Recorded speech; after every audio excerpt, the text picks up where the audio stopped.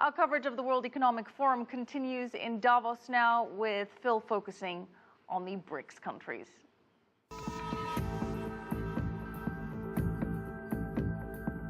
Welcome back to Biz Asia America and our coverage of the World Economic Forum here in Davos, Switzerland. We now turn our attention to the BRICS countries, which are now at an economic crossroads. Formed in 2006, the union between Brazil, Russia, India, and China officially became the BRICS countries. In 2010, South Africa was added.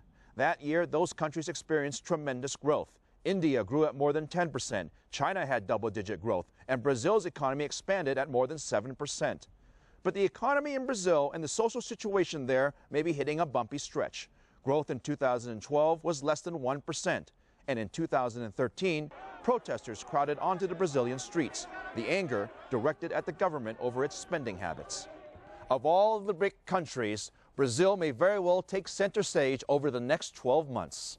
In a few months in June, the attention will turn to the 12 Brazilian cities in the 2014 World Cup. After that event, the leaders of the 5 countries in the BRICS will gather in Brazil for the 2014 BRICS Summit starting in July. Finally, in October, current President Dilma Rousseff will be up for re-election, where she is expected to face stiff competition.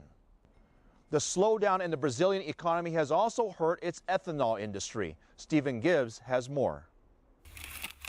It was supposed to be the big, bright, green hope for this country.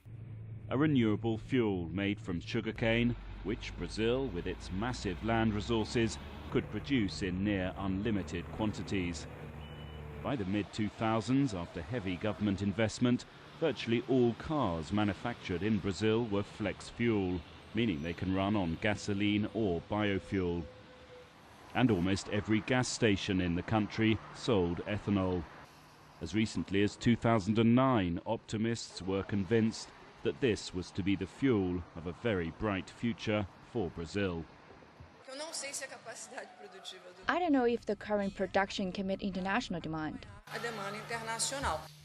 But then a series of events happened which serve as a powerful reminder that the growth path of all countries, though perhaps particularly developing nations, is rarely smooth. One problem for ethanol is that the last 5 years have seen something of a comeback for oil. Brazil has discovered its own, and US shale gas finds have dampened demand for alternative fuels.